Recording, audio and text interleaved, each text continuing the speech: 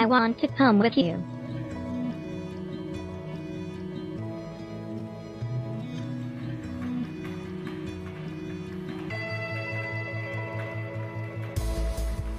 Our goal with robots is to have robots helping people, and not only the geek. I want to have robots helping everyone. But in order to do that, we need to have the robot accepted by people. I'm Bruno Maisonnier, head of Aldebaran Robotics, founder and CEO of the company. Give me something, please. Thank you. We think that the robotic market is going to be huge in the future. And this comes from the simple fact that the world population is aging very fast. And we need robots to do whatever they need at home. What do you want me to do? When people are depending on someone else, they need to have someone else helping them, they are in a secondary position. But when they have a robot doing that, they are in the first position, they are leading. Notre Dame University in the United States, they are really working with robots helping autistic kids. So we discovered that robots are objects they can interact with, they are comfortable with interacting with robots, they like it. The first impression that you get when you see the robots is the outside shapes. If the shape, if the form is too aggressive, you won't interact with that robot. There are many people ready to develop softwares, but we are just lacking robots. We are just missing robots. So that's why Aldebaran began with a platform for providing all those who want to explore this new world, who want to be part of this revolution, to be able to do it.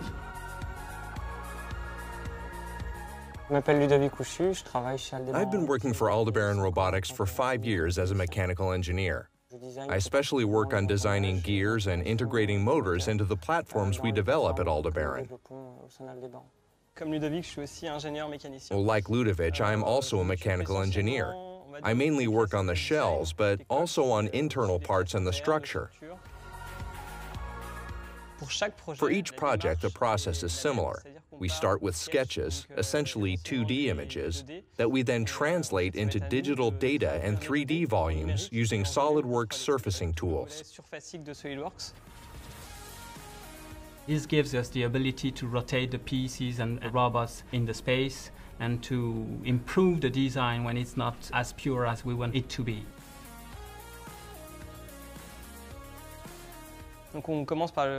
So we start with the exterior design of the hand as we have here. It is smaller than a human hand. It's the size of a small child's hand. And inside there are over 100 parts just for one hand. In addition to all mechanical constraints, we have 2 degrees of freedom that we have implemented in this hand, and SolidWorks allows us to look at all the possibilities and optimize the mechanical design inside the hand. Even more complex is the robot's head, which combines mechanical, electronic, and optical components, like cameras, for example. One might say that all Now's intelligence is gathered in its head. There are also LEDs, microphones, and speakers. We use SolidWorks simulation, which allows us to generate digital models and know if the part will resist to shocks or not, based on stresses we apply to it. And once we have proceeded with validation in SolidWorks, we can move on to production. We use SolidWorks in order to project the product into the future, and we can really optimize, really improve the parts before it exists, before it is manufactured. You have to know that into that robot there are more than 1,200 plastic parts. On my team, there are 45 people working on the design, and I need to orchestrate the daily work and make sure that when we create new parts, the version is correct. So for that we use EPDM, and it helps us to focus on innovation while EPDM is taking care of the structure of the project. I hate the techno stress. I don't want to have devices that are asking me to invest intellectually to understand how they're working. So I don't want my robots to create techno stress to people. When you want to change the world, to improve things, you have to go beyond what you are able to do. You have to decide to go for something you don't know how to do. It's a new territory to conquest.